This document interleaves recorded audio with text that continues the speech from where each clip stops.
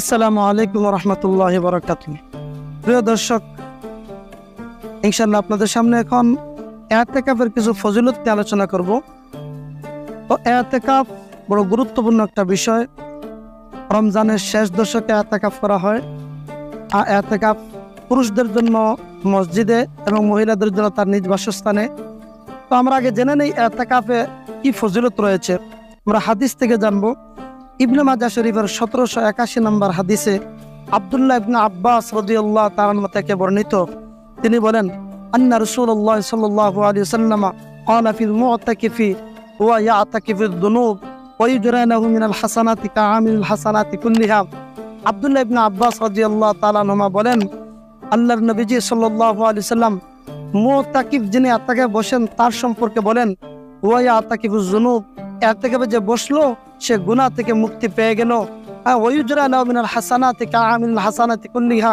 এবং সাথে সাথে যারা ইতিকাফে বসবে, ইতিকাফে অবস্থান করার কারণে বাহিরের অনেক আমল সে করতে পারবে না, বাহিরের অনেক সওয়াব সে অর্জন করতে পারবে না, কিন্তু ইতিকাফকারীর জন্য এত ফজিলত, সে ইতিকাফে বসা অবস্থায় বাহিরে থাকাকালীন যত নেক আমল করার সুযোগ থাকতো, এই সমস্ত নেক আমল সে না করেও ইতিকাফের কারণে ওই সবগুলা আমলের সওয়াব পেয়ে যাবে। সুবহানাল্লাহ। দ্বিতীয় আরেকটা হাদিস আমরা শুনে নেই।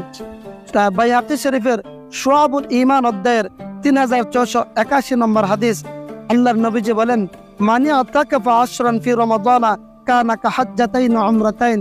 আল্লাহর হাবিব সাল্লাল্লাহু আলাইহি ওয়াসাল্লাম বলেন, কেউ যদি ইতিকাফে বসে তাহলে পরিপূর্ণ 2টা হজ এবং 2টা উমরার সওয়াব পেয়ে যাবে। সুবহানাল্লাহ। সাধারণত হজ উমরা করতে গেলে লক্ষ লক্ষ টাকা খরচ করেও হজগুলা কবুল হয় কিনা সন্দেহ, কিন্তু ইতিকাফ যদি কোনো আল্লাহর বান্দা ইতিকাফে বসে তাহলে মকবুল 2টা হজ এবং 2টা উমরার সওয়াব পেয়ে যাবে। আরেকটা হাদিস আমরা শুনে নেই। বুখারী শরীফের 2044 নম্বর হাদিস, আবু হুরায়রা রাদিয়াল্লাহু তাআলা থেকে বর্ণিত, তিনি বলেন, قال كان النبي صلى الله عليه وسلم يعتكف في كل رمضان 10 أيام فلما كان العام الذي قبض فيه اعتكف 20 يوما। আবু হুরায়রা রাদিয়াল্লাহু তাআলা বলেন, আল্লাহর নবীজি প্রত্যেক বছর রমজানের শেষ দশকে ইতিকাফে বসতেন। এমনকি যেই বছর নবীজির ইন্তেকাল হলো ওই বছর নবীজি 20 দিন ইতিকাফে বসেছেন।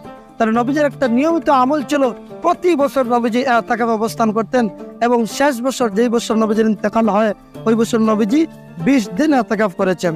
বুখারী শরীফের 2026 নম্বর হাদিস, আয়েশা রাদিয়াল্লাহু নবীজির স্ত্রী আয়েশা রাদিয়াল্লাহু তাআলা থেকে বর্ণিত, তিনি বলেন, রাসূল করিম সাল্লাল্লাহু আলাইহি সাল্লাম শেষ রমজানের শেষ দশকে প্রত্যেক বছর নবীজি ইতিকাফে বসতেন, হাত্তা তাওয়াফাহুল্লাহ, মৃত্যু অবধি, মৃত্যু পর্যন্ত নবীজি ইতিকাফের আমল জারি রেখেছেন। সুম্মা তাকাফা আজওয়াজু মিন বাদি, নবীজির ইন্তেকালের পর তার স্ত্রীগণরাও ইতিকাফ করেছেন। বোঝা গেল মহিলারাও তার নিজ বাসস্থানে ইতিকাফ করতে পারবেন। আরেকটা হাদিস শুনি আমি ভিডিওটা শেষ করতে যাচ্ছি। ইবনে আব্বাস রাদিয়াল্লাহু তাআলা থেকে বর্ণিত হাদিস, বাইহাকী শরীফের শুআবুল ঈমান অধ্যায়ের 3965 নম্বর হাদিস। আল্লাহর নবীজি বলেন, মানি আতাকাফা ইয়াওমান ইবতিগা ওয়াজহিল্লাহি তাআলা জাআলাল্লাহু বাইনাহু ওয়া বাইনান নারি সালাতা খানাদিকা আবআদা মা বাইনাল হাফিফাইন।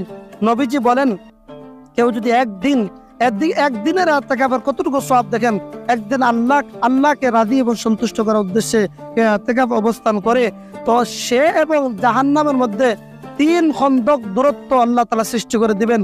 3 খন্দকের পরিমাণ কতটুকু, যে আসমান এবং জমিনের মধ্যে যতটুকু দূরত্ব বেশি, এর চেয়েও বেশি দূরত্ব তার এবং জাহান্নামের মধ্যে সৃষ্টি করে দিবেন। অর্থাৎ তার মতলব হলো জাহান্নাম আর তার মধ্যে অনেক দূরত্ব সৃষ্টি হয়ে যাবে, কোনো সময় সে জাহান্নামে যাবে না।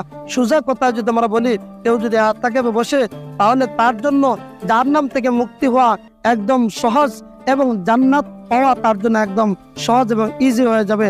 আল্লাহ পাক রব্বুল আলামিন আমাদের সবাইকে ইতিকাফের এত গুরুত্বপূর্ণ আমলের মধ্যে শরীক হওয়ার, অংশীদার হওয়ার তৌফিক দান করুন। সাথে সাথে ইতিকাফে যদি আমরা অবস্থান করতে পারি তাহলে নিশ্চিতভাবে আমরা লাইলাতুল কদর পেয়ে যাব। আল্লাহ তাআলা আমাদেরকে এর উপর আমল করার তৌফিক দান করেন।